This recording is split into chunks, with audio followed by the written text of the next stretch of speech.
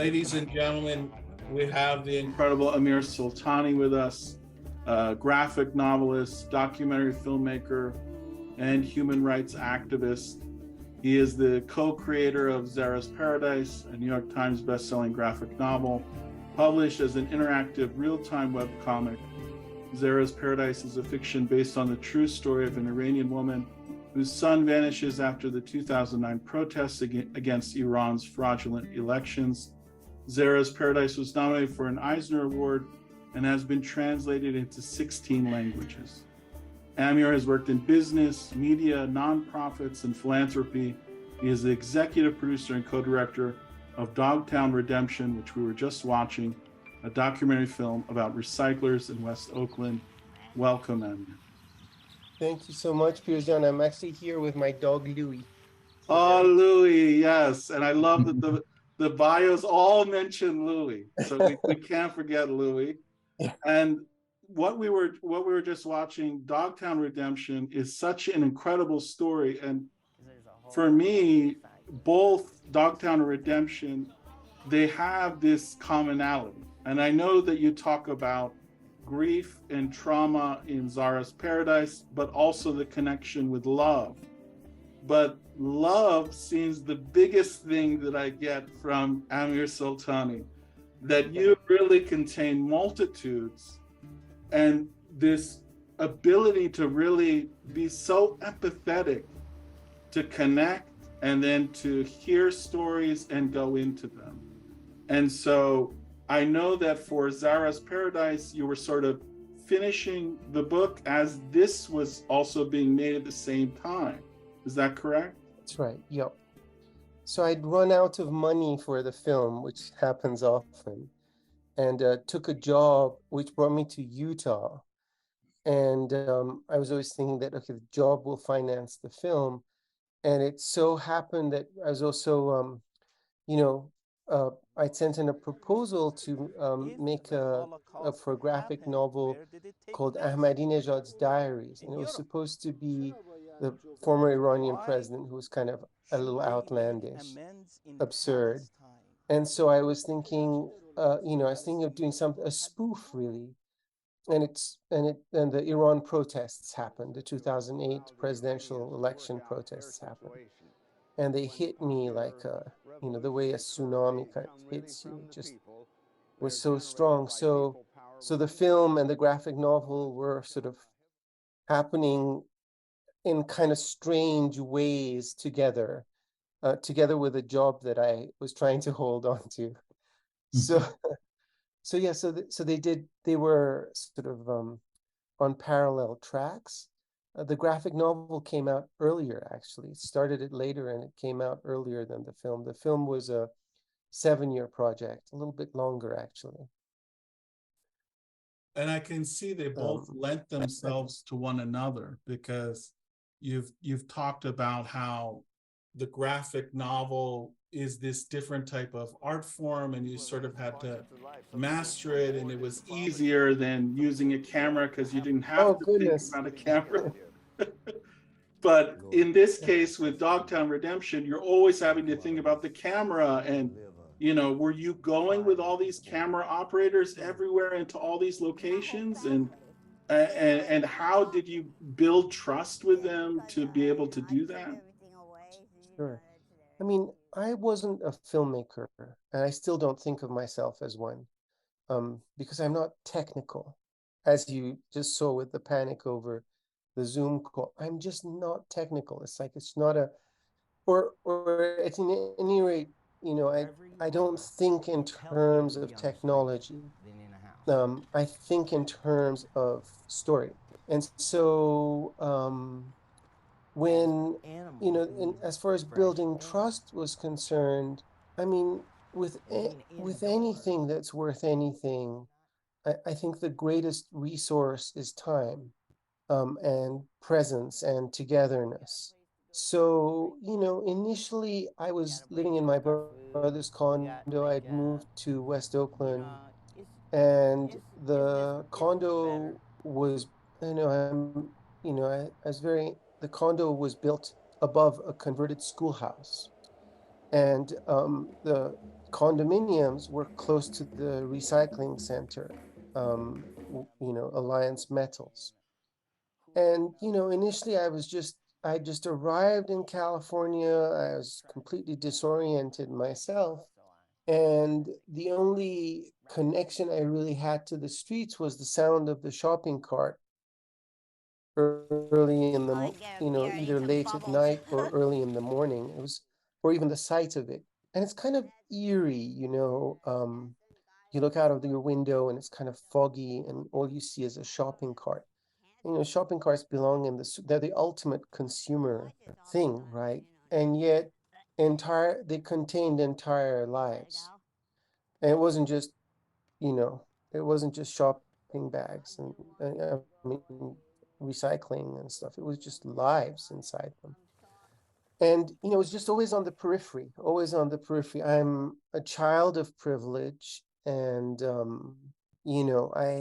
I've experienced displacement as an Iranian who's come to America and, had to figure things out, but not poverty on the scale that I was exposed to.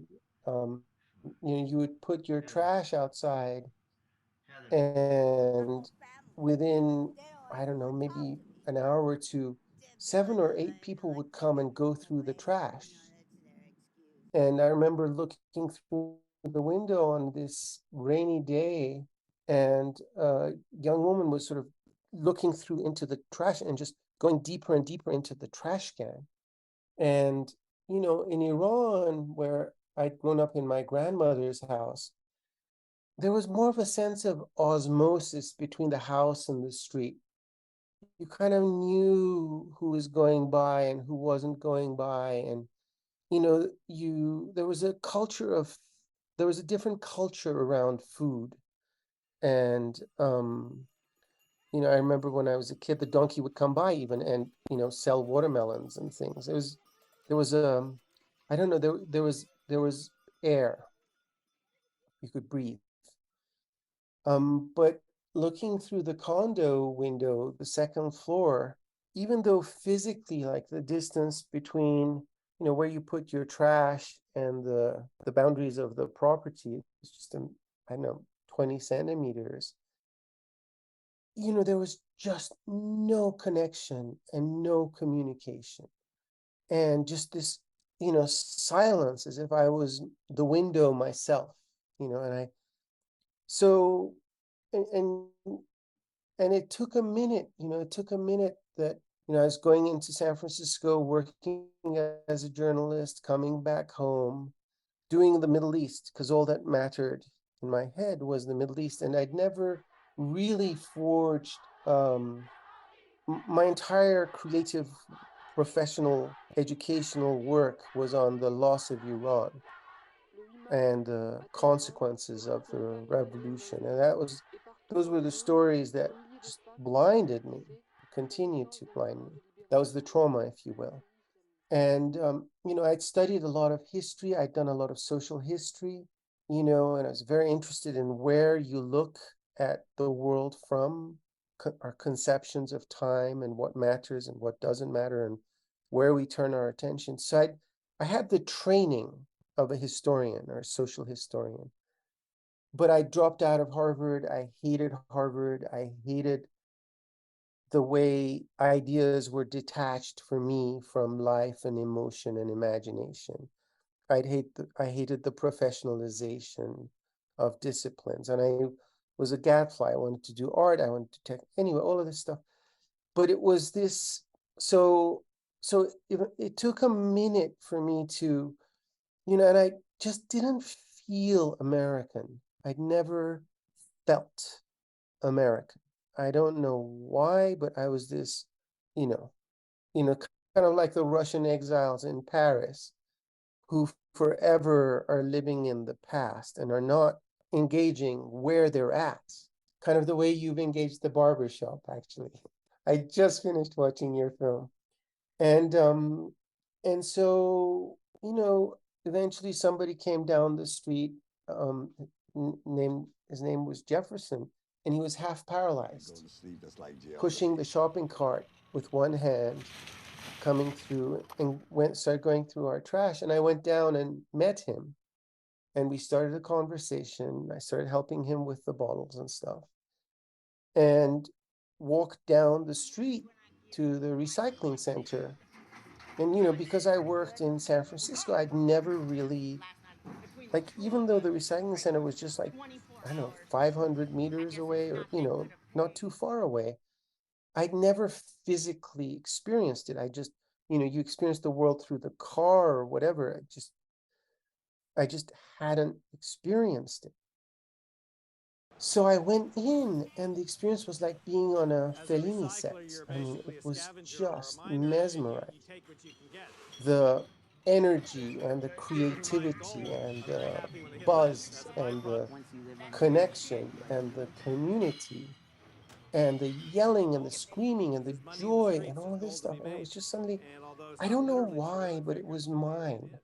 It felt like my world. I'd found my world and I don't know, something.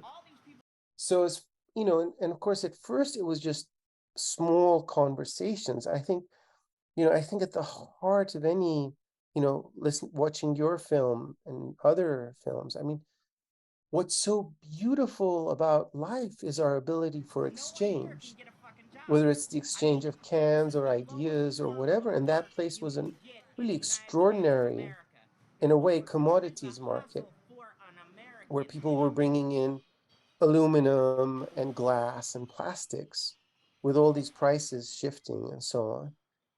Anyway, so I just started hanging out there and meeting people and speaking with people, including Landon, who's one of the characters. I left the house one day at midnight and walked to the recycling center, and there he was sleeping at the gate.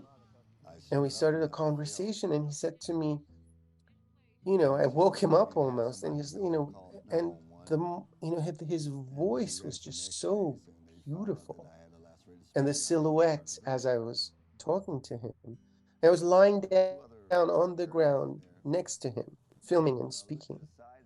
And he started telling me, Amir, do you know the origins? He started speaking about drug. And he said, do you know the origin of the word? And I'm like, no. And he said, well, the Latin is pharmacopoeia and so on. So, that conversation got going. And then Jason came with all of his stuff. And he was like the Olympic titan of recycling. So that conversation got going. All these different conversations. And so, I wasn't thinking of myself as a filmmaker. I was just sort of thinking that this is I don't know, I was just feeling the connection to this world. And so the trust was really a function of conversations. And when we introduced the camera, it was actually quite problematic. First of all, because I didn't know how to film. It was a whole, goodness, light, sound, mics, this, that, the other. It was just like, oh, and then it was also the intimacy can diminish, especially if you go in with a big camera.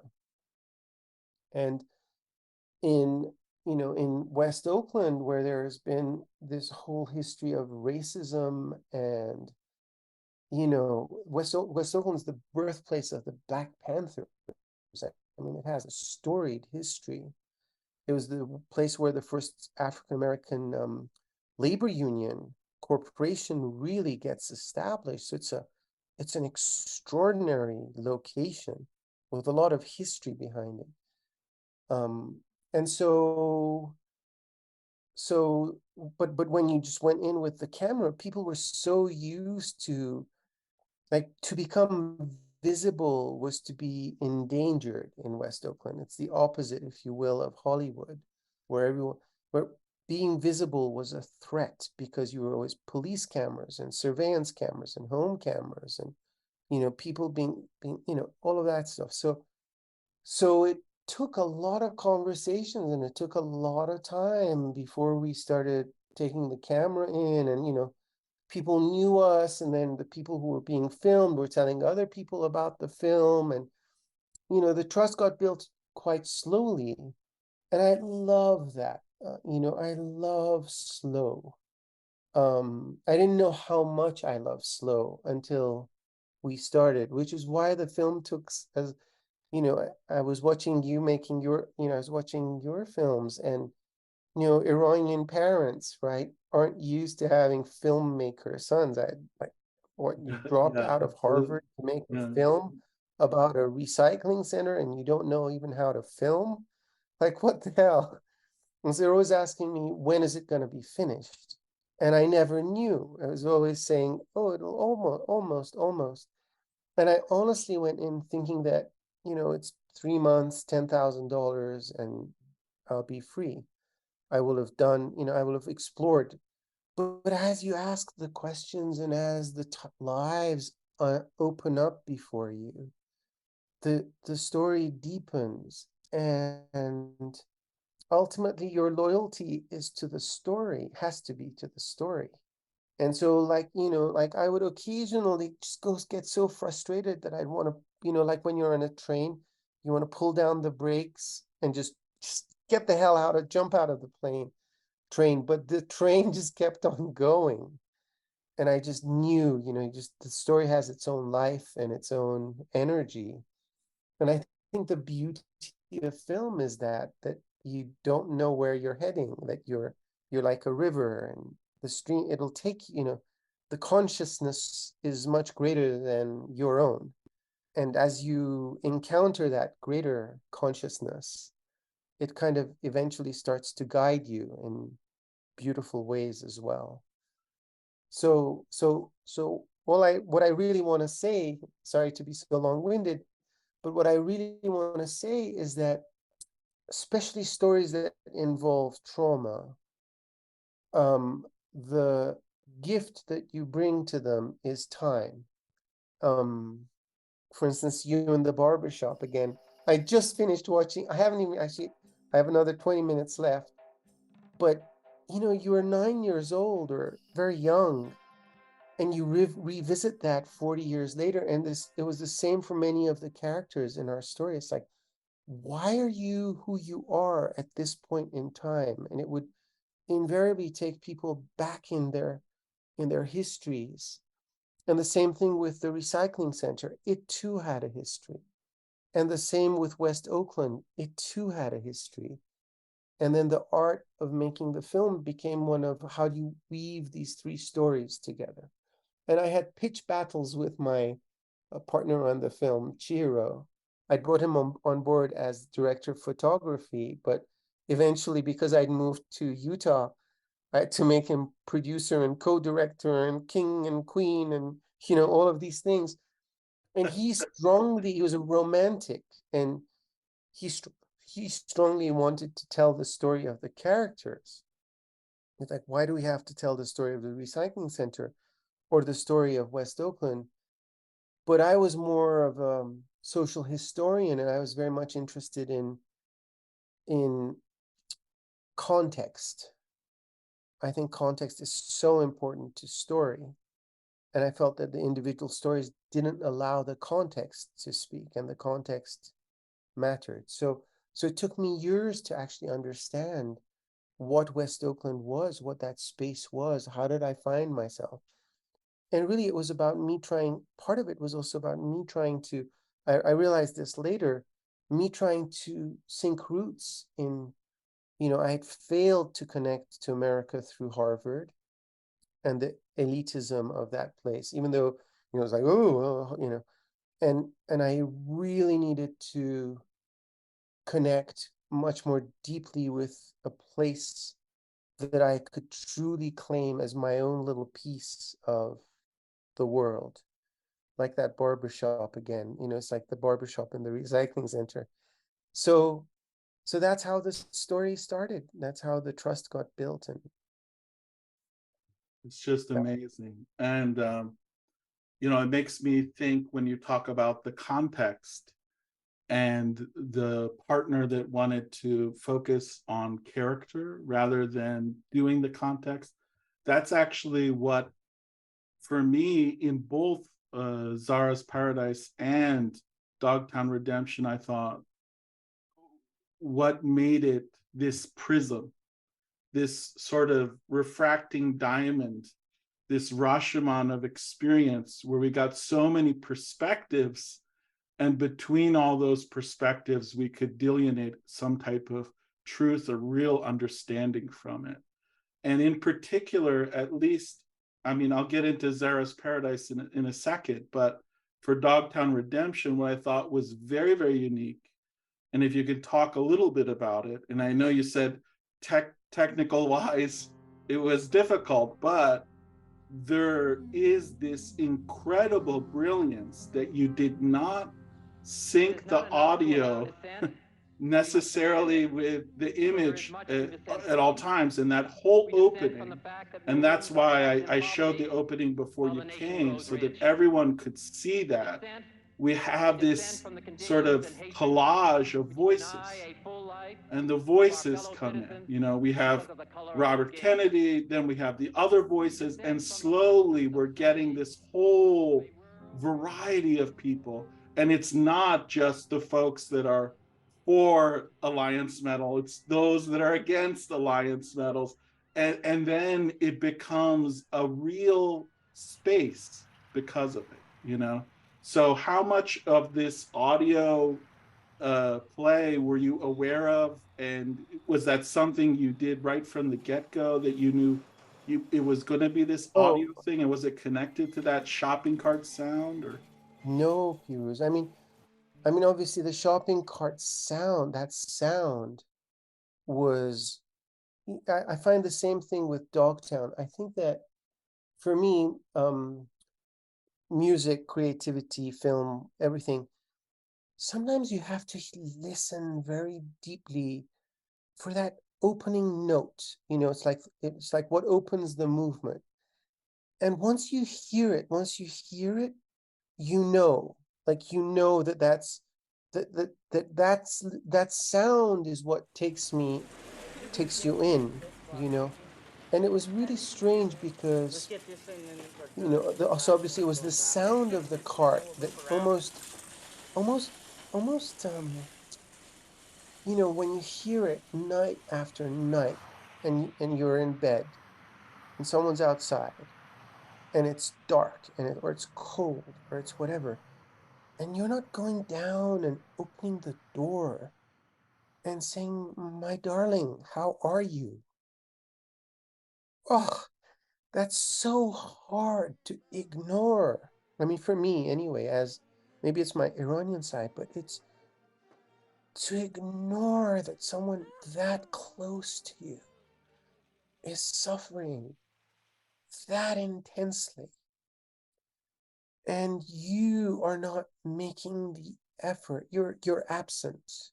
You're not present before them. I mean, I think this is the empathy piece of, maybe it's from Iranian culture, I don't know, but it's very, it's painful, you know. It's not that the person out there, it's like your numbing of your own need to be present before other human beings is a very painful thing to do, you know. And so it was very interesting, because with ZAHRA'S Paradise, it was the graphic novel that I worked on. You know, I knew that I'm going to tell the story of Iran, but the opening of ZAHRA'S Paradise, which is this scene where dogs are being drowned in a river, that opening note was from my childhood when I was, I don't know, 9 or 10, again, back to your barber. And I remember, you know, again, I was a child of privilege. Our driver was outside waiting to pick me up from school. Somebody kicked my bowl over the thing. The bowl had rolled down. He'd gone to fetch the bowl, and he comes up and he tells me, you know, I saw this person down there with a gunny sack full of puppies that they were about to drown in the river. And I just, you know, I don't know, 30 years later, I'm thinking of ZAHRA'S Paradise, and that gunny sack surfaces, you know, and in that experience of the gunny sack, everything is captured. You know, the experience of the dogs disappearing, the experience of prison, the experience of space and time as a coffin in which so all of it was there.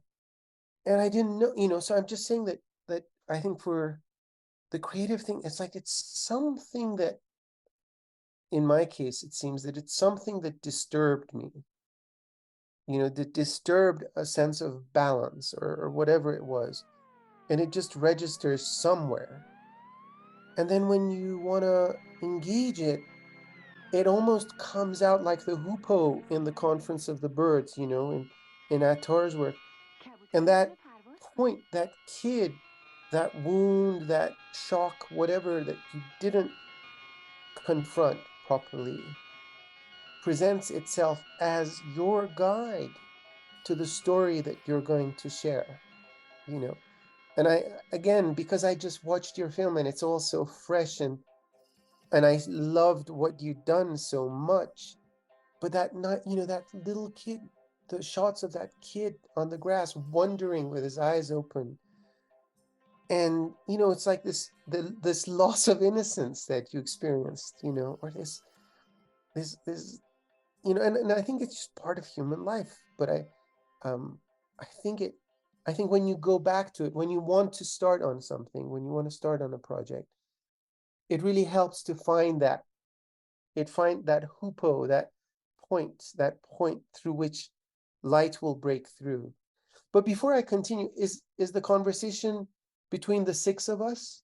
Am I correct? I'm seeing six screens here.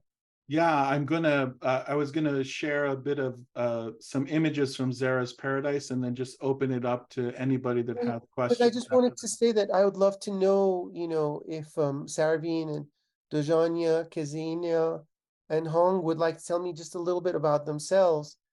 I like to be in conversation. So, we'll follow you're the hoopoe, so guide us. But I'd love to know and meet and chat and so on. Yeah, we can do that. Why don't we do that now, and then we can see where it takes us and go back into ZAHRA'S Paradise and continue on. Anybody want to say hello and share a little bit about your presence, your being right now with Amir? And we also have Dean Cheng is here with us from the Dean of the College of Arts and Media is also joining. Very nice to meet you, Dean. Very nice to meet you too. Yeah, let others to start, please.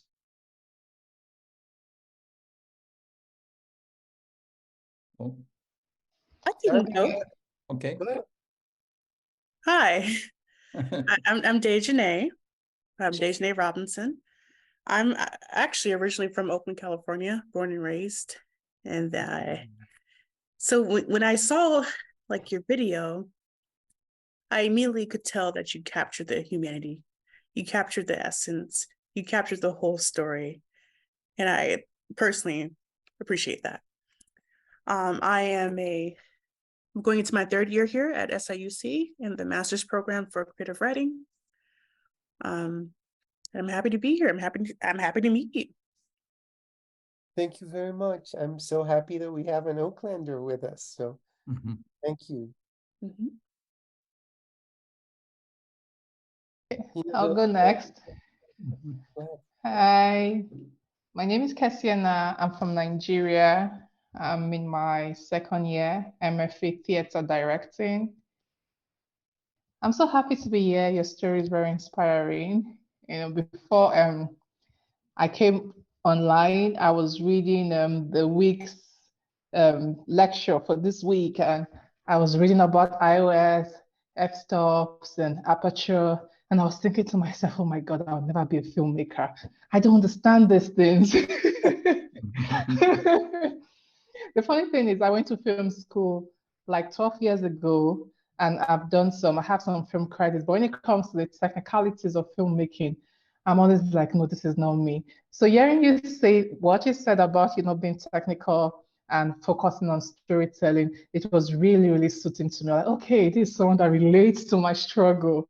So I'm really excited to be here. Thank you for your wisdom and for sharing your experience with us. Thank you. Thank you so much. Thank you. And سلام Mhm. من فروینم خوش اومدین به کلاسمون خیلی متشکرم. I'm also a second year fiction student, but I'm doing multiple things. I write poetry, I write fiction, I create films after taking classes with Pirooz, and I'm hoping to bring all of them in my thesis and write about what you actually talked about in your interview with BBC about how we can be home and where home is. So I was really wondering if, because that sentence that you said in that interview also struck me, that even though I've been writing about home so much, I never thought of myself as home when you said that you saw yourself as a home to your dog, Louie. And so I was wondering if, after all the stories that you've already said, if you would be willing to say the story of Iranians in diaspora or your own story being in it. Wow, you know, talk about touching a nerve at the right time. You know, so for the past 5 years, 5 years ago, I was diagnosed with prostate cancer of all things. Oh. Just didn't expect it. It just sort of left field kind of thing.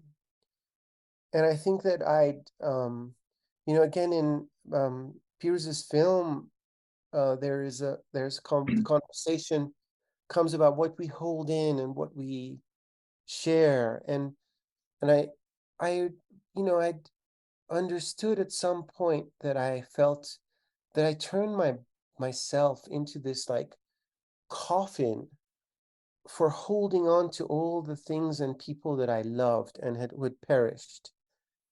And so all I was left with was really memory. And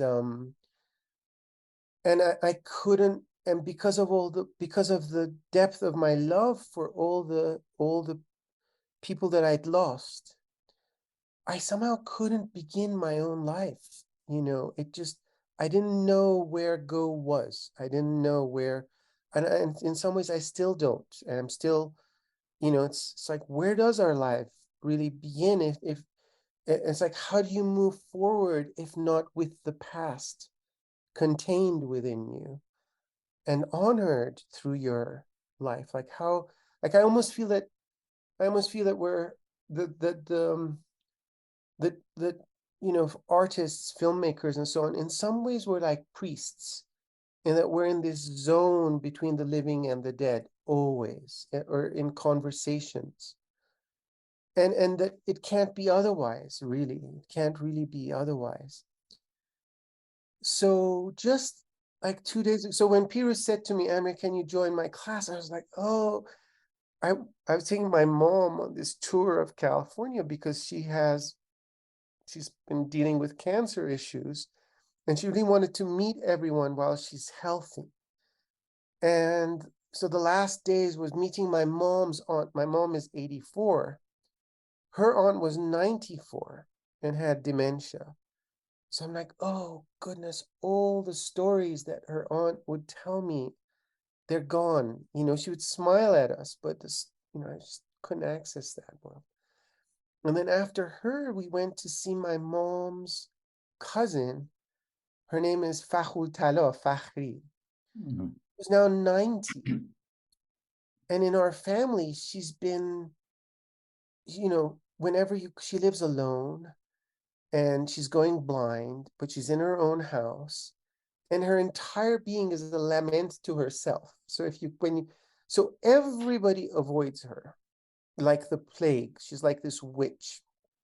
And, you know, and also, you know, she's like, she lives in this little house near a freeway, right? So, and it's like, and only one eye sees. So she's got the pictures of the entire family on one side, but it stops like where the blind eye is. Anyway, and I was like, oh, you know, in part because since I've been a kid, I've been in this sort of with the revolution, you're forced to be a caregiver all the time and a provider, and everyone's wounded around you. And, there's no time for breathing. It's like one person's sick and another person is dying. It's like my entire mindset has been, even with Dogtown, with Miss K, has been like, okay, I want to make sure that the people I love leave this world with dignity. So I'm very much been focused on exits, much more than entrances, if you will. And so we get to Fakhul Talah's thing, and I'm just dreading it. I'm like, okay, I just don't want to deal with this. And I go there, and there's like this explosion of history and memory and life in front of me. She was like, she had pictures of herself from the 1960s. Like, she's 90 now, right? And those pictures, she's like Brigitte Bardot. I mean, she's like a hot Hollywood star, and she's almost imitating Brigitte Bardot, and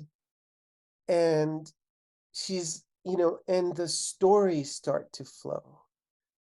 And I just find myself loving her so much, just so feeling so much love for the witch of the family, and she starts talking about, how she became it. Anyway, so yes, Sarveen, that family story is now presenting itself, but in a way I've also not wanted to be constantly telling stories. Like, for the past 5 years, I just abandoned the storytelling because I was just tired. Like, they take so much out of me. When every one that you do, it's an offering after all. I mean, I really do think of art as a form of reverence and as a form of witnessing and as an offering. And sometimes I just have nothing to offer, frankly. And so, I feel as though I'm coming back to life. And so the storyteller is beginning to make itself felt. Long answer. Sorry if I took you to a difficult memories. Can you repeat? I didn't hear you well. Sorry. I said sorry that I took you to difficult memories. I just no. You took me to joy. You took me to joy. Actually, it's joy. It's not. I think in all of it, in making Dogtown, the joy I had with Miss K and with Jason and with Landon, it's unsurpassable because, again, I go back to Pirouz's film because I think at the heart of any artistic endeavor that's of any value is profound vulnerability and presence before the human condition. And I so there's absolutely nothing to be sorry about, and there's it's difficult, but it's also, that's why it's so full of joy. It's kind of like this Anna mine. She's like a porcupine from the outside, and then inside is the gold, and you got to be willing to let the porcupine in. And she will sting you. She will sting you. You will be stung many times in the process, but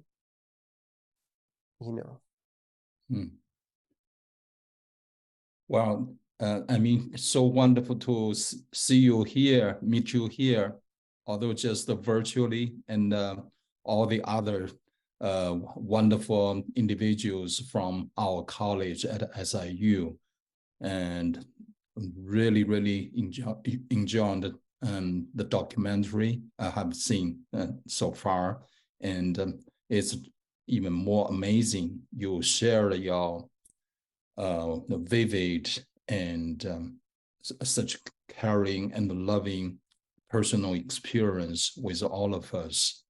And of course, this is truly amazing. And I would like to learn more about how you make this happen, how you came up with these ideas, and how you overcome all the obstacles during this 7-year-long process. Wow, that's amazing. 7-year experience, a long journey for this documentary. But in particular, I'm so impressed and by your thought-provoking comment that you made about the disconnection of elite university and with the reality, the current, the contemporary America we are all living in. Your documentary truly humanizes a very important but unique, very important, but often neglected other part of America. You bring that to life and shared that with the entire world. And I wonder, well, how, as someone came to this country, I have, in that sense, I have a shared experience because I came to the United States 32 years ago. I'm originally from China. So it's United States is a great country, beautiful country, a strong country, and a lot of wonderful things here, but at the same time has many other things surprising us, and usually people don't pay enough attention to. So you carried that mission all these years, and with your expertise and the talent, you shared that with the nation and the world. I wonder how you keep that going, and that have that mission driven over the years. And at the same time, I'm wondering about your important question, how to best connect our academic experience when we are doing our everyday work, no matter teaching or other things at a university, no matter at Harvard or at SIU, or for our students who have the opportunities to study here, but how to cultivate that care, that passion, and that determination when they are here, and also how our academic program and the curriculum, what we are doing every day, can best really connect the academia world with the real world. So that's something I found is fascinating and also very thought-provoking. Thank you for raising that question. And then, thank you very much. Yeah, I mean, it's a very deep and long conversation, but I think that I can't say I think this. I think that what I experienced at Harvard was the 2009 protests in Iran were going on. And I would go to these chairs of Islamic studies or Persian studies, the authorities on everything. And it was not a concern for them. It wasn't they defined their field sufficiently narrowly that they weren't willing to engage with the reality of Iran and the reality of the Middle East as it was working its way in front of us,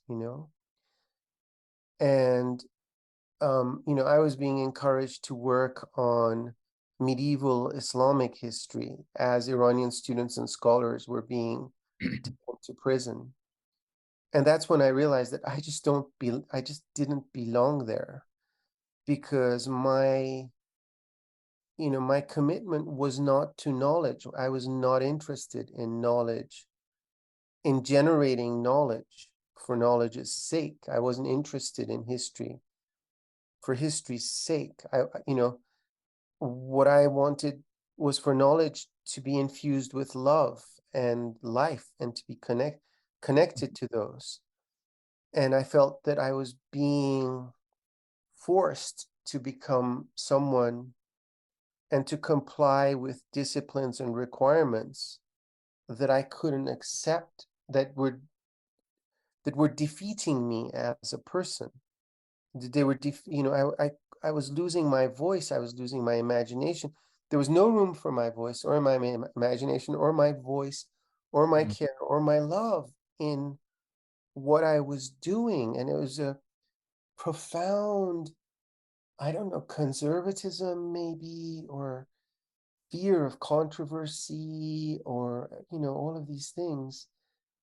And because anyway, so I mean, I think these are, I think the question of the role and place of emotions in the world of knowledge, in a world of knowledge that's defined by Aristotle, supremacy of reason, the role of the place of emotion and the arts is very, anyway, so this is a very long conversation that I, a critique, if you will, that I think needs to happen at some point, because, you look at universities with $40 billion endowments like Harvard's, and, you look at where the graduating class is going, which is to Morgan Stanley and so on, and, Goldman Sachs, and, and then you realize that, well, the universities have universities also are perpetuating class and class structures and things in ways that are,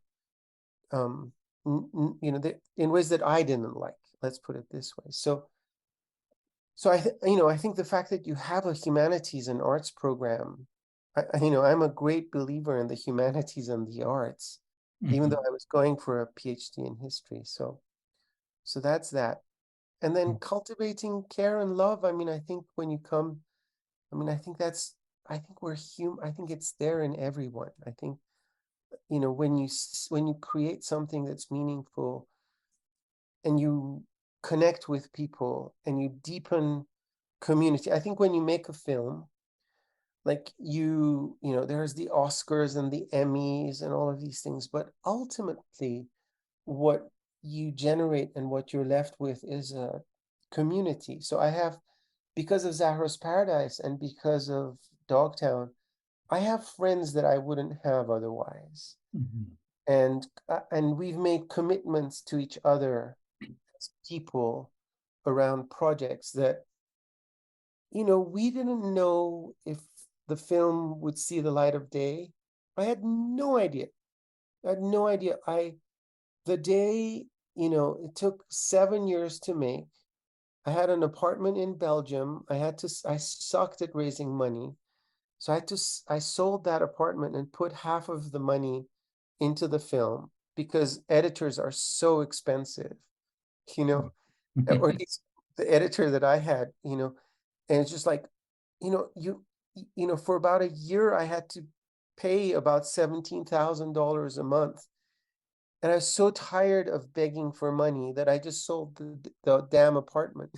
It was easier, and then,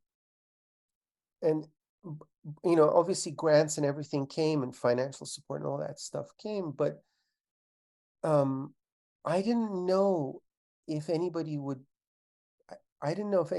ever see the film. So I think all artistic projects are first and foremost acts of faith in the community that you're in, and also in yourself and everything like that. But, Miss K, who was one of the have you guys seen Dogtown till the very end? No, so I don't want to ruin the film for you. But I found out, maybe if we have another conversation, I'll tell you this, but in one of the most painful moments of my life, where I was confronted with, you're making a film, but it's a film about real people. And when you're confronted with the deepest loss, in that very moment, I got news that, Independent Lens was going to pick up the film. And so I knew that, wow, well, the film will be seen. Like, it wasn't worthless what we did. And I was able to see someone on their deathbed and tell them that their story lives on and matters. And, what more can you ask for, And I think that, you know, for those of us who are in the creative world with streaming and, you know, capitalism and so on, I mean, you know, Hollywood is in a war with all the actors and screenwriters over, you know, the studios are, you know, the control over story is being narrowed, and the controls over stories are increasingly being restricted to very fewer and fewer outlets. And so we owe it to ourselves, not just to make films and not just to generate stories, but also to engage in the politics of who gets to tell their story, how and where.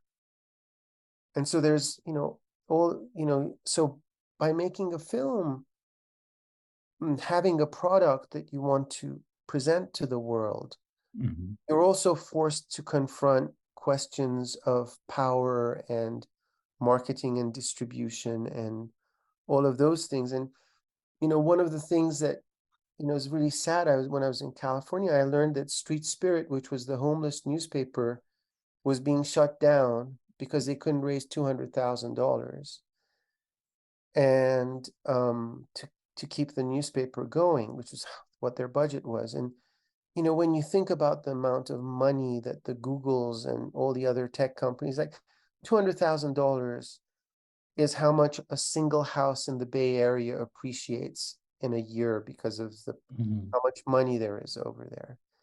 And yet the little infrastructure that gives the homeless a voice isn't able to sustain itself, right?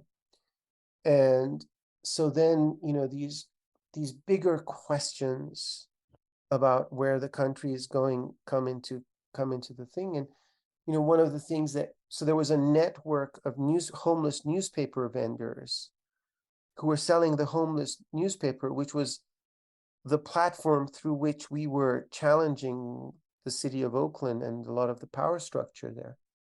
And so that newspaper is now closed. But just, you know, when the film came out, there was this question again of marketing and distribution. And so we basically distributed the DVDs of the film amongst the newspaper vendors for free. And they were selling the newspaper for $1 and they could sell the DVD for $10. So we started selling, you know, we created our own little distribution network. And, you know, I was just thinking about the collapse of the homeless newspaper today.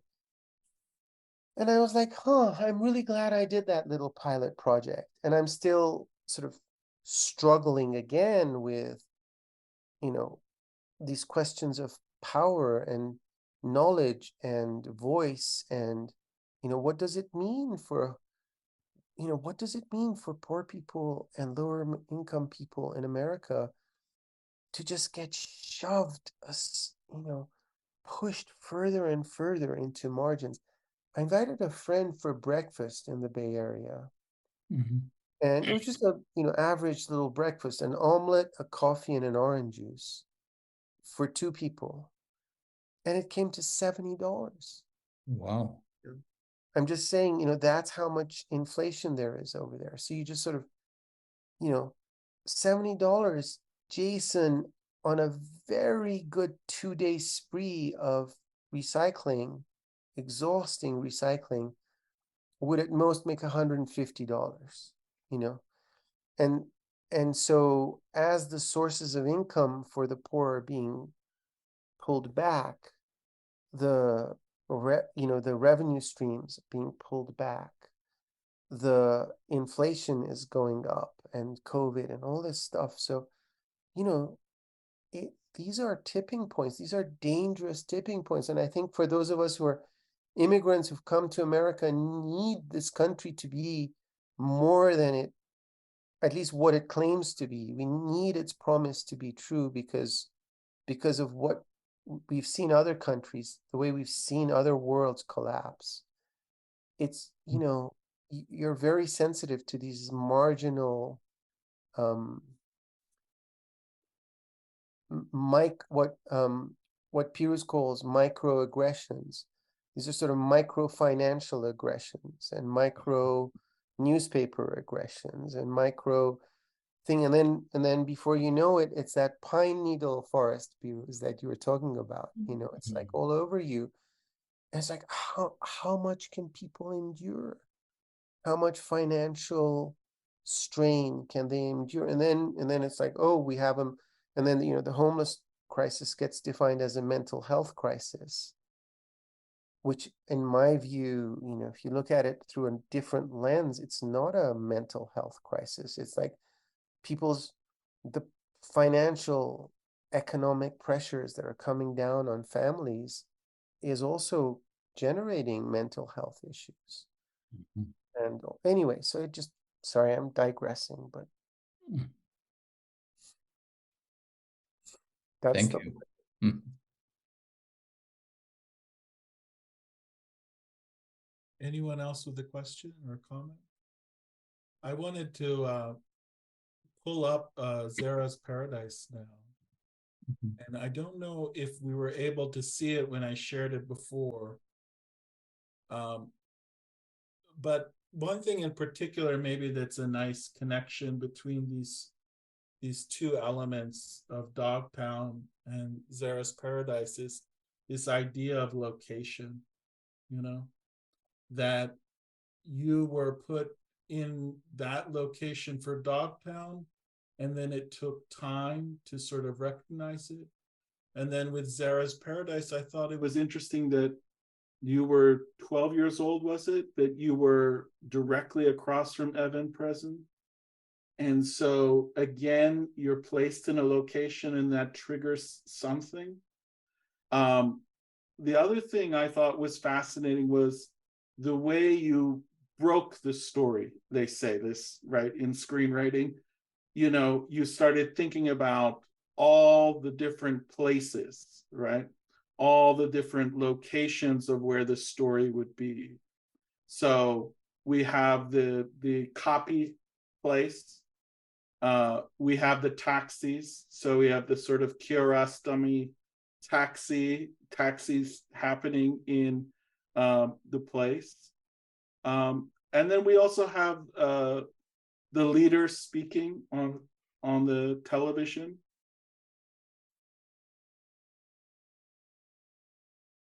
And then we have the blogger himself. So we're able to interweave through the narrative.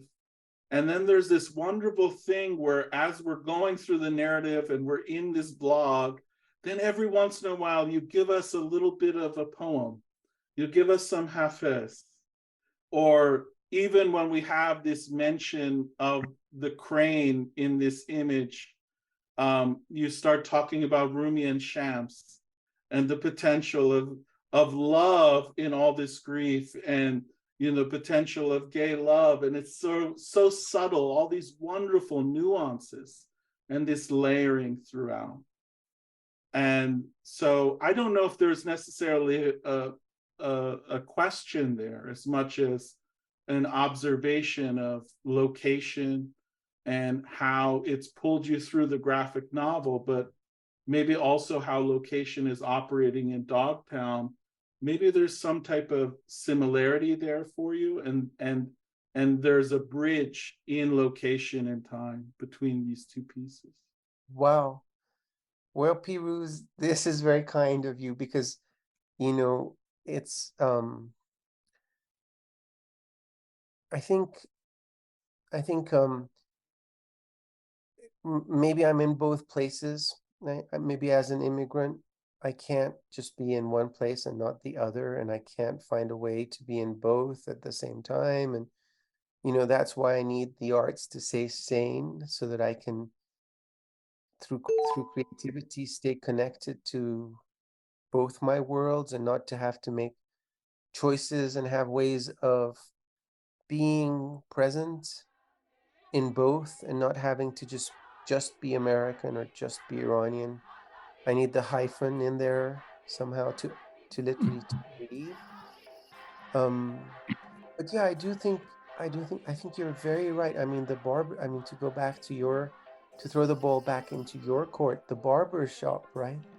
location, it's so powerful. And then the park where you would go for walks with your father, and how that took you back to Taleban, took him back to Taleban. I mean, these evocations. But I also think there's a politics that I've embraced, you know, and that's and it's funny. It's like I felt it on this trip. You know, I came from a background where I thought, you know, I mean, I can be brutally honest about it, where I felt, you know, I was a prince of Iran. I was the prince of Iran. It was my country. My family had been there for 800 years. My grandfather had given Reza Shah the title the Great after he was exiled. My other great-grandfather was somebody, you know. We had pictures of him with the king of Iraq and this and that and the other. And so to be so unceremoniously thrown out of the country at 12, where you felt, you know, it was such a, it was such a shift. And then, you know, but still, you know, I went to the best of British public schools, and then I came to America, and I had a green card. In England, I had a British passport. You know, I was so, you know, so I'm in the best of British schools as the Iran-Iraq war has started, and my generation is being mowed down to pieces in Iran. You know, kids were being sent to the front lines, and you know, again, it's the conscience thing. I remember, like, when I was, you know, you open the newspaper and you'd see a picture of a kid who, you know, these asphyxiated images of dead kids on the front, or like a severed foot in a boot, and you know, this kind of thing. And you know, it's your my deepest desire was to put my worlds back together again, you know, put these dead kids back together again. You know, when you have a toy that's broken and you kind of really want to put it back together again. So I always wanted to put these broken things back together again. And, you know, it's a very futile thing in a sense, right? Because how are you going to put the dead back together again? How are you going to lift them out of the ground where where they've been buried? And if you don't do that, then what are you? If you don't witness, if you choose to forget, you know? And so, you know, location, it's like scratch any surface of any place or country. Scratch the ground just a little bit, and it's like thousands of years of human histories that you're walking over, you know. And it's just this, you know, in some ways it's the earth is this bursting with life, and yet we're you know, wherever we walk, you know, I'm in Utah right now. It's like, what right do I have to a title to my condo here, when I know that title makes me a participant in all the history that has resulted in this land being parceled out the way it is? And, you know, it's just like, it's overwhelming. To be alive is overwhelming. For me, it's sometimes really overwhelming. It's too much, you know. And so I think the arts are the ultimate sanctuary that I go to in order to confront insanity and avoid insanity as well, you know. It's like, and you know, you see it, you see the grandeur and beauty of human beings on the one hand, in this side of the balance. Like, you see it in Jason, you know, in the recycling center where people had absolutely nothing. If somebody asked Miss K, if somebody was in trouble, somebody asked Miss K for something, like whatever it was, she'd just put her hand in her pocket and just give them her money. And, you know, like, people like her can't quite adjust to this modern world that disciplines us the way it does, you know, they're not rational economic actors. They're irrational economic actors because they're lovers. And I kind of feel that all of us are at some level really lovers. And to love is to confront the world in certain ways and to reclaim little bits and pieces of it. And, you know, you look at, you know, what happened, you know, you look, you know, anyway, you look at social, you know, you look at these movements and how electrifying life can be when it's present. And so, you know, I don't know, I feel location and being are very closely tied. Location and identity are very closely tied as well. And we carry these things somehow. So I'm, you know, very curious about, you know, what Keziana stories, like how the locations in her lives or in Dajone or Servine or Hong's life, how these locations save us. And of course, homelessness is about rejecting all these locations in some ways. There's our darling Miss K. Mattresses, identities, like right with homelessness, like if you don't have a location, you can't have an identity. If you don't have an identity, you can't get your prescriptions. You can't pick up your social security check, you know, all of these things. And yet these are all inventions, they're all constructions, and, you know, so on and so on. Pirooz, you're pushing a lot of very delicate buttons here. Thank you. Perhaps I'm in need of this conversation at this point in time. No, maybe we're all in need of this conversation. I see Sarvin has written something in Farsi to all of us. آسمان بار امانت نتوانست کشید. Tell us about that, Sarvin. Oh, you were saying how living is difficult, and that's, I think, a piece of stanza poem by Hafiz that talks about the same thing. I so hope that you'll share my Pirooz, you'll share my email with everyone, and that whenever you wish to share your stories, you'll grant me the privilege of hearing and seeing your work. Exchange, right? All exchange.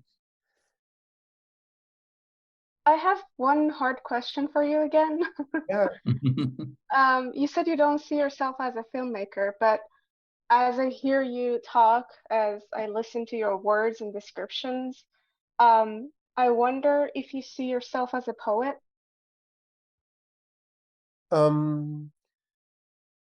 Sometimes, yeah, I love language. I love words. That's how I, you know, yeah. So the answer is, yeah, very much so. It's like if I don't have access to language, I'm in serious trouble. And it's very interesting. I mean, it's like, you know, I've been thinking a lot about breathing because the things that have been going on like George Floyd's words, I can't breathe. I can't breathe. I feel as though, and then, you know, we look at things through these sort of different prisms, but then you go back a little bit and you see Alan Kurdi, the little Syrian refugee who was face down on the sand on the shores of the Mediterranean. And then you see the girls in Iran being poisoned.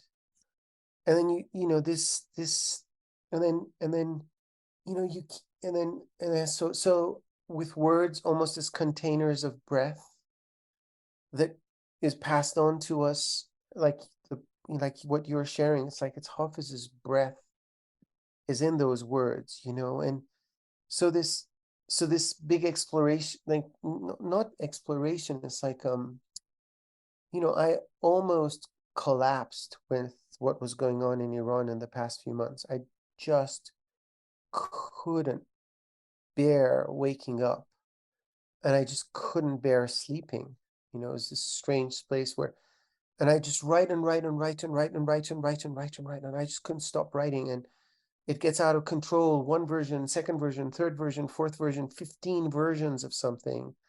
And these ideas are coming and connecting, and, you know, the deaths, you know, it's just back to this putting things together, trying to put things together as they're falling apart and not being able to. And it was really strange. I went to DC to pick up a prize that was being granted to Nasrin Sotoudeh, who's an Iranian activist that I work very closely with. And it was questionable whether we wanted to accept the prize or not, whatever, because I also think of myself as a human rights activist. So in the end, we went, and, you know, I went to the State Department, and they gave the prize, and it was giving awards to various democracy activists around the world. And, you know, with all the highfalutin language and all of this, and I accepted it, and I participated in that. And the State Department itself felt like this Stalinist tomb. It just needed, you know, what is it called? Queer eye for the guy, or whatever it is. It just needed a complete makeover, because it was just so flat. And if you wanted to go to the bathroom, you need to have someone to accompany you. It was just like, oh my goodness. So anyway, I come out, and it was a very cold February day. And, you know, so this is my Iran part. And then I'm in the taxi, and it was so cold that you couldn't last for 2 minutes outside.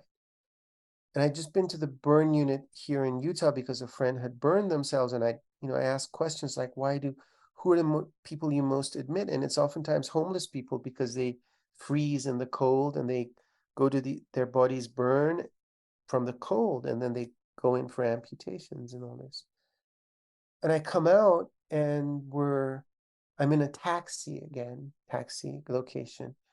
And as we're driving back to Georgetown, or wherever it was I was staying, you see all these people sleeping outside in, just like the recycling center, all the homeless all over Washington, D.C., in 10 degrees Fahrenheit weather. And it's just like overwhelming, this knowledge that so many people are going to be amputated the next day. Like, you just know it. And, you know, you could put them all in the State Department that night. Like, you could just open the door of the State Department, put aside security, and just say, you know, just come and sleep here tonight. We'll make the state.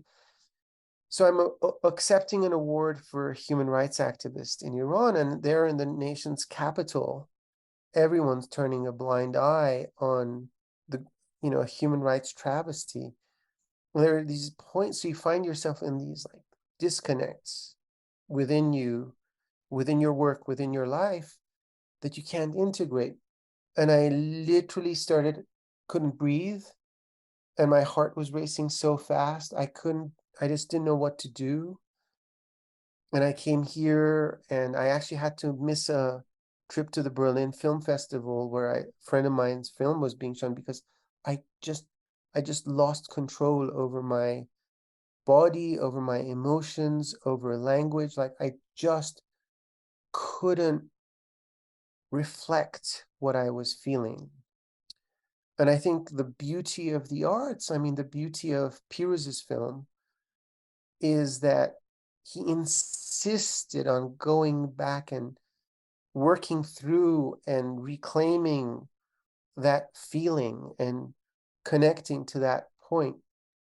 And I honestly think that probably saved your own life and a lot of other lives along the way, because it allowed for you to breathe many, many years later, because we have these zones in ourselves that are asphyxiated because of the roles we have to play. And, moving through that asphyxiation, I think, is one of the things that the artist has to do. And that, my darling Sarveen, is why it's so damn difficult, because sometimes you just don't have the energy for the breath to release its power and its beauty. And you have to be very forgiving with yourself. I feel, as an artist, you have to be very kind, And you have to realize that, well, maybe that wasn't the time.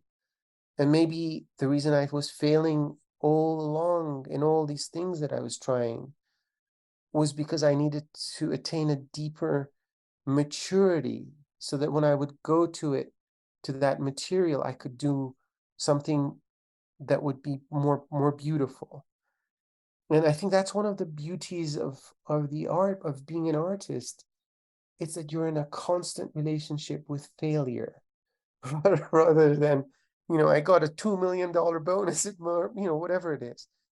And that willingness to sit with failure and impotence and not generating and not producing is part of the artistic process. And again, back to Pirouz's film, it's like the openness that he has about his process as a filmmaker, that vulnerability is actually it's very fun and fresh. And it's like, oh, and just the encounter, and so anyway, what am I saying? I one of us is going to have to carry the weight of the sky, and it's probably going to be you, Seraphine. So it's not me. I sometimes think that, it's like, honestly, it's like, this is my joy. I mean, he's here with me. This, like Louie, and it's just like, oh, he's here. He's like waiting for me. He's like, it's just like I'm connected to a living being. And my goodness, isn't that, this is like, I may not be able to generate very much, but if I do this, look at that, look at that, just playing and everything. It's like, I have that, I can go back to Louie. And that's kind of home too, isn't it? It's where you just, curious, I mean, what more? Look at this tail, that, like, you really do need to have the things that protect you close to you, as close as the things that hurt you, the things that give you joy. If it's water, if it's cucumbers, if it's carrots, whatever it is, bring them close to you.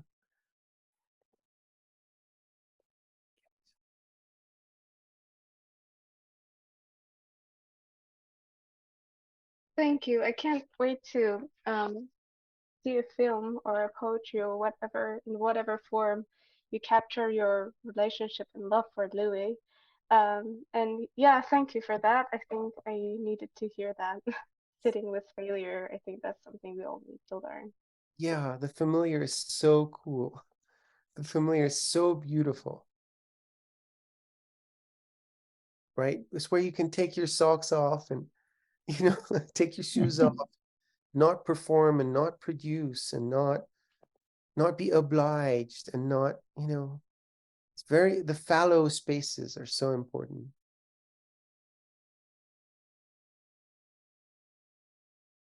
It's been very refreshing, everything you said. You have this peace about you. And honestly, everything you said reminded me to keep telling the intricate details of humanity, and to do it honestly, and to take my time, and to do it with empathy, because it makes a difference, and it really highlights the story I'm trying to tell. And thank you for sharing your journey with us. I know that it's not easy to talk about it, and to even go through it. And I'm happy that you're going to start telling stories again, because everything you said was so honest and so cinematic. And I too look forward to what you create. Thank you so much. Thank you. And I look forward to what you're going to create. I have to say, that's the thing. Like, honestly, that's the thing. It's like, I think in modern life, I think it's a function of modern life. It's time. It's such an oppressive, useless, annoying thing that we're constantly speeding past each other as people, as opposed to being present with each other. And, we're finishing things. I mean, I can't imagine like the number of things that Dean has to pass across his desk every day, right? This issue, that funding, this payment, that fundraiser, it's just like, oh, and I think that, you know, I've had teachers, really my master teachers are people that I've been in conversation with for 40, 50 years. You know, it's not a fleeting thing. It's a, you know, I'm in the presence of another human being, and there's nothing greater, whoever they might be. And I want to be in their presence. And I think that it's that long, it's when we grant each other that long time, which I think, for instance, cultures like China and Iran are very good at doing, that long sense of time, where, you know, I might meet you just for an instant, but it's with the awareness that our paths will cross again and again and again. When Dejonia, you've produced your work, or when you have some other, you know, that you know, and I think I have had teachers who've taught me that you know, that you know, we are not, you know, and this goes back to what the dean was saying. You know, I think academia, when it's structured that your relationship with your teacher is over a course and not over a lifetime, is already doing everyone a disservice. And when the generations are broken up in university the way they are, again, another disservice, you know. So, you know, you know, it's easy for me to say all these things, of course, but what I mean is that I too look very much forward to your works, and I too look, just as you're encouraging me to speak of mine, I wish to be in your presence when you've completed your projects. And, you know, I don't want it to just, I don't want my relationships to be, you know, consumer things. Okay, we consume this 30 minutes, it's over, goodbye. I don't like that. I think we owe each other so much more. I think we can offer each other so much more, you know. Like Louie, I'm with Louie, I'm going to be with Louie till I die, or till, you know, and then after, you know. So you know, and then our presence continues, you know. I mean, I think this was, you know, when Pirooz goes back to the barbershop, and the barber is dead, but Pirooz is still in a conversation with him, you know. You know, that for me is that Persian, if I can say this, it's a different conception of time, and it's a different conception of conversation and being. And I think that's what artists do. We change each other's ideas of what it means to be. So thank you. Yeah, the intricate matters so much.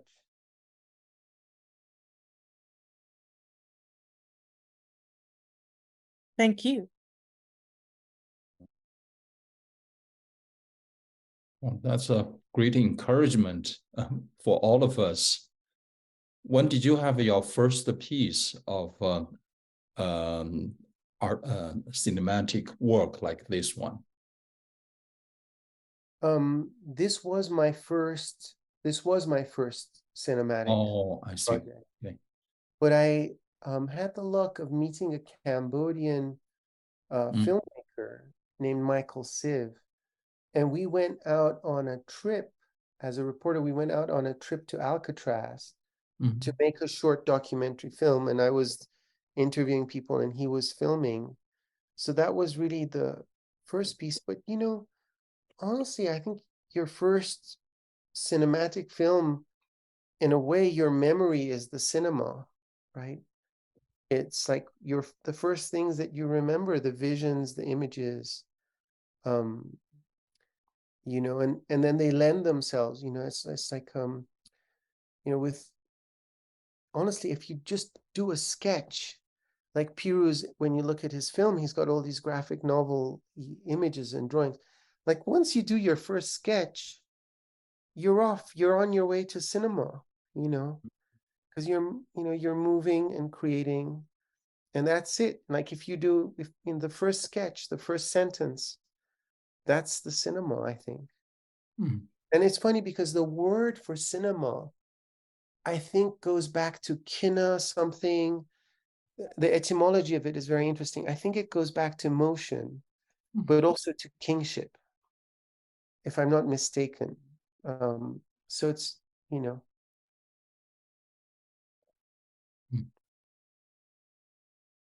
And also movement is cinema. Movement is cinema. You're moving your head down.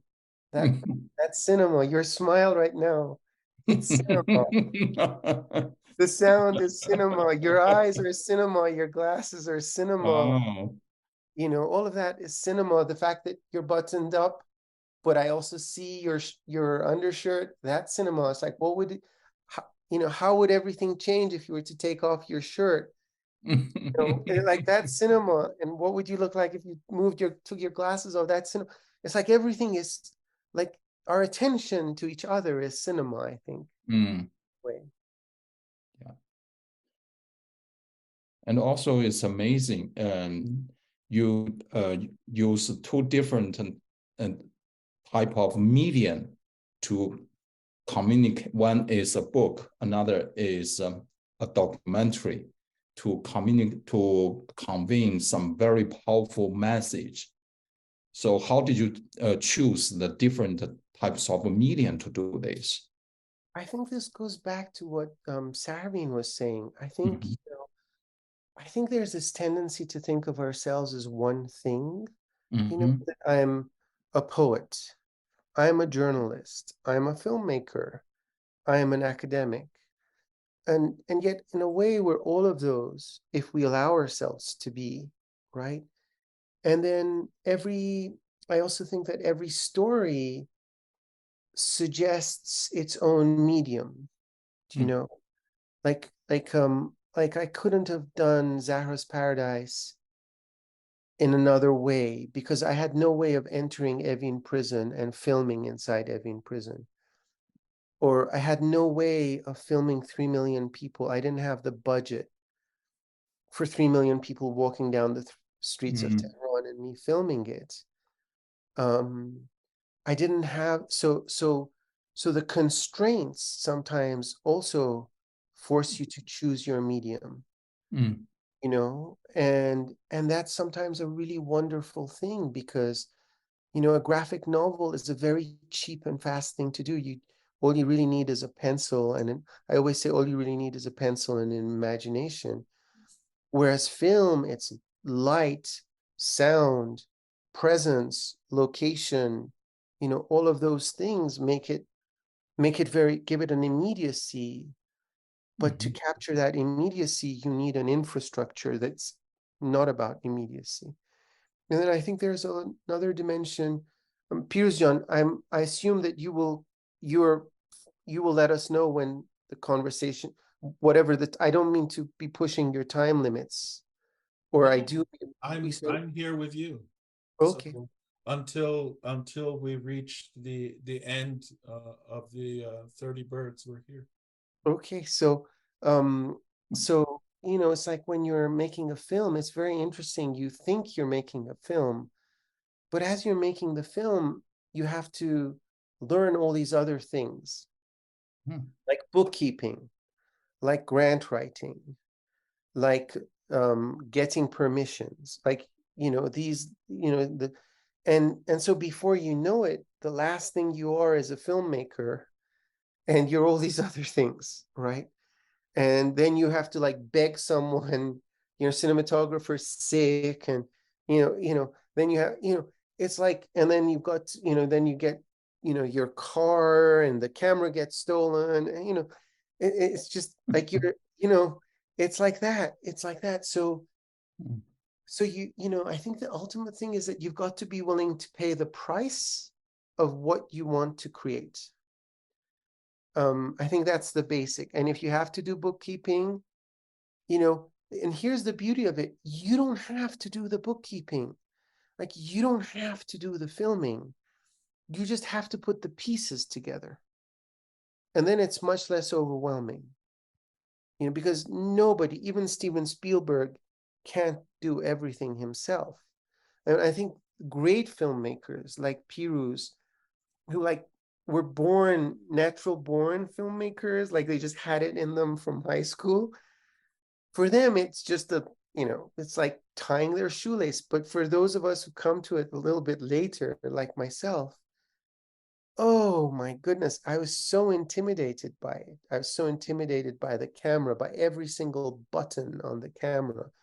And I can't tell you how many interviews I made where, like there was water coming down the gutter, and I thought I had the best audio. And then when you listen to it in reality, it's like, oh damn, I had audio coming. Or you go to make another film with Miss K. We had this film where she's crying and there's some music in the background. I didn't know anything about music rights in film. And then when I came to when Independent Lens came and said, we want to buy your film, then I had to have permission. I had to find out what the damn song was, who had the rights to it, and how much of my blood they wanted in exchange for 30 seconds of a song. And so now I'm a little bit more experienced, just a little bit more experienced. But what I want to say is that I hadn't made a graphic novel, but a friend of mine whom I loved had made it. And I loved him enough to feel that we're so close and so similar that, okay, I could do it too. I swear to God, all of you are graphic novelists and filmmakers and poets. And, all of us are all of these things. It's just a question of which we choose to give how much time and attention to. Great points. Thank you. I'm looking forward to what you're going to write. I'm looking forward to your graphic novel.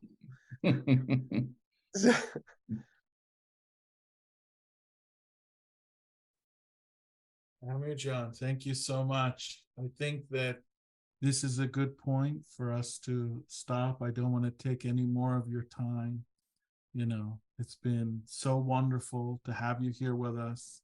So many wonderful things you touched on, and I'm sure that everyone will join me in thanking you, being very grateful for your generosity, for your love, for what you're doing with all your work, your kindness.